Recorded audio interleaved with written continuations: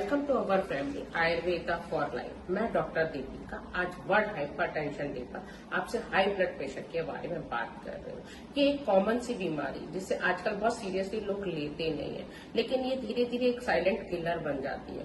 तो इसके बारे में हम सबसे पहले जानते हैं ब्लड प्रेशर क्या होता है। एक्चुअली हमारा हार्ट बार बार फैलता और सिकुड़ता है जिससे कि ब्लड सप्लाई होती है हमारे सभी ऑर्गन्स को। तो जब हमारा ब्लड सप्लाई करने के लिए बार बार सिकुड़ता है और कॉन्ट्रैक्ट होता है तो इसमें इस तरीके में से एक हमारा नॉर्मल बीपी 120 होता है तो हमारा हार्ट कॉन्ट्रैक्ट होता है मतलब सिकुड़ता है, और जब हमारा हार्ट रेस्ट में होता है तो हमारा बीपी 80 होता है। इसमें हमारा नॉर्मली हम इसे बीपी को कहते हैं 120/80 है तो हमारा ये नॉर्मल बीपी होता है। लेकिन इसके बाद हमारा 120, 130 और 90 तक हम इसे नॉर्मल बीपी मानते हैं कि बड़ा नहीं मानते हैं। लेकिन जब ये 130 से और 90 से ऊपर निकल जाता है, हमारा सिस्टोलिक 130 से ऊपर निकल जाता है और डायस्टोलिक 90 से ऊपर निकल जाता है तो हम इसे हाई ब्लड प्रेशर की श्रेणी में रखते हैं। जब इसकी वजह जो है हमारी आर्टरीज यानी कि धमनियों में जब ज्यादा दबाव पड़ता है या हमारी धमनियां डैमेज होने लगती हैं इसकी वजह से, और दूसरा हार्ट को ब्लड जो है वो पंप करने के लिए बहुत ज्यादा जोर लगाना पड़ता है जिससे हार्ट की वॉल कमजोर हो जाती है। तो इससे हमें कार्डियोवास्कुलर डिसीज हो सकती है और हार्ट अटैक होने के चांसेस या स्ट्रोक होने के चांसेस बढ़ जाती है। तो दूसरा सबसे जो है हमें बीपी को इसलिए हमेशा नॉर्मली चेक करते रहना चाहिए कि कहीं हमारा जो है माइल्ड टाइप का ही बीपी बढ़ा तो नहीं हुआ है, क्योंकि माइल्ड टाइप का बीपी जो है वो हमको पता नहीं चलता, उसके कोई सिम्टम्स हमको बहुत ज्यादा फील नहीं होते।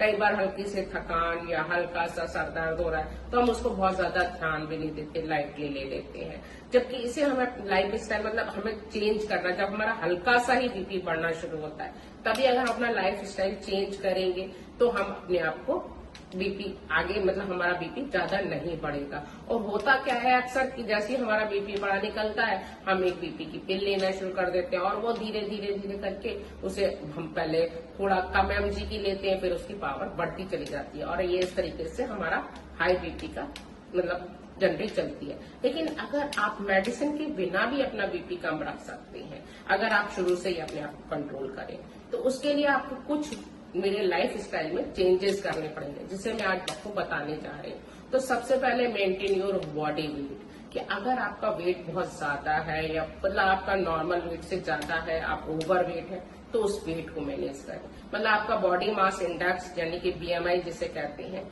वो आपका केवल 25 से ही होना चाहिए। अगर आपका 25 से ज्यादा है तो ब्लड प्रेशर होने के चांसेस नेचुरली बढ़ जाते हैं, तो कोशिश करें कि 25 से ज्यादा अपना BMI को ना होने दें। इसके अलावा अगर आपका बेली फैट बढ़ा हुआ है तो उसे भी कम करने की तुरंत कोशिश करें, क्योंकि वेट लॉस में जो बेली फैट है उसका बहुत ज्यादा जो है चांसेस होते हैं जो हमारा ब्लड प्रेशर को बढ़ाता है। वेट लॉस के लिए आप मेरी पुरानी वीडियो देख सकते हैं जिसमें कि कुछ मैंने जो है दिया हुआ है वेट लॉस के बारे में, उसकी मैंने लिंक डिस्क्रिप्शन बॉक्स में डाल दी है, आप वहां से देख सकते हैं। इसके अलावा ओबीज जो है वो अगर आप है तो आप अपना अगर आप 10 किलो भी अपना वजन कम कर लेते हैं तो आपका बीपी करीब 20 डिग्री तक कम हो सकता है। मतलब अगर आपका वेट अगर 80 किलो है और आपका बीपी हाई चल रहा है और आपने उसे 70 किलो भी कर लिया तो आपका नेचुरली बीपी 20 डिग्री नेचुरली कम चलता रहेगा। तो ये इस वजह से आप अपना वेट लॉस सबसे पहले करेंगे। दूसरा फिजिकल एक्टिविटीज को बढ़ाएंगे, क्योंकि आप जब फिजिकल एक्टिविटीज को बढ़ाएंगे तो एक तो आपको वेट मेंटेन करने में हेल्प मिलेगी, दूसरा ब्लड वेसल्स स्मूथ रहती है। जब हम जो स्ट्रेचिंग एक्सरसाइज करते हैं तो हमारी ब्लड वेसल्स और नर्व्स लचीली बनी रहती हैं जिससे ब्लड का फ्लो स्मूथ होता है। तो आप फिजिकल एक्टिविटीज जरूर करें। इसके अलावा फिजिकल एक्टिविटीज करने से कॉर्टिसोल हार्मोन का लेवल कम होता है जिससे हमको प्लेजर फील होता है, टेंशन कम होती है, तो इसके लिए भी हमारा ब्लड प्रेशर इससे भी कम होता है। इसके अलावा तीसरा जो है वो डाइट का बहुत रोल है ब्लड प्रेशर को मेंटेन करने के लिए। तो आपको अपनी डाइट में से fatty food like fried food, बहुत ज्यादा स्पाइसी फूड वाली सब्जियां जो बहुत ज्यादा रिच ग्रेवी होती है जिनकी, उस टाइप की सब्जियां या बहुत ज्यादा बेकरी आइटम आप खा रहे हैं तो उनको आप अवॉइड करें। अक्सर हम लोग खाने में बहुत ज्यादा सॉल्ट लेते हैं या खाने के साथ हम लोग पिकेल, पापड़, सॉसेज वगैरह ये सब लेते हैं जिसमें बहुत ज्यादा नमक होता है। तो हमको 5 ग्राम से ज्यादा दिन भर में नमक नहीं खाना चाहिए। एक्चुअली हमारे इंडियन फूड में नमक जो है वो ज्यादा खाने का मतलब रिवाज है। हम लोग अचार वगैरह खाते हैं, इससे बहुत ज्यादा नमक हो जाता है, और कई बार हम लोग ऊपर ऊपर से डाल के भी खाते हैं, जो बहुत ज्यादा कर देते हैं। तो ये जो एक्स्ट्रा नमक जो हम 5 ग्राम से ज्यादा खा रहे हैं, तो हमारी बॉडी में जो ये फ्लड एक्यूमुलेट होने से ब्लड का वॉल्यूम बढ़ा देता है। जब ये ब्लड का वॉल्यूम बढ़ा देता है तो उससे हार्ट का प्रेशर बहुत ज्यादा डालना पड़ता है उसे पंप करने के लिए।